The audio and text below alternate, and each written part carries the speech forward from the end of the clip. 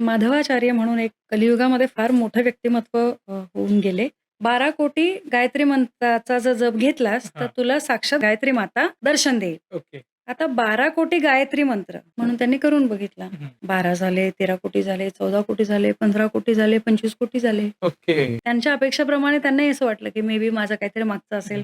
पण 25 कोटी म्हणजे ऑलमोस्ट डबल पेक्षा जास्त झाले. हो. दर्शन काय होत नाही, मग त्यांनी सोडून दिलं. ओके. काही दिवसांनी, वर्षांनी त्यांना एक आवाज आला.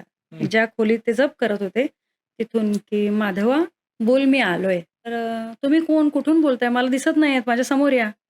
ते म्हणाले, "नाही येऊ शकत माधवा. तुझ्या गायत्री मंत्राच्या जपाने तुझ्या आजूबाजूला इतकं तेज झालंय, की तेज मला ते सहन होत नाहीये." ओह! ते म्हणाले, "तुम्ही कोण?" ते म्हणाले, "मी कालभैरव. माझ्या अंगावर काटा आहे मी ओके. सांगताना."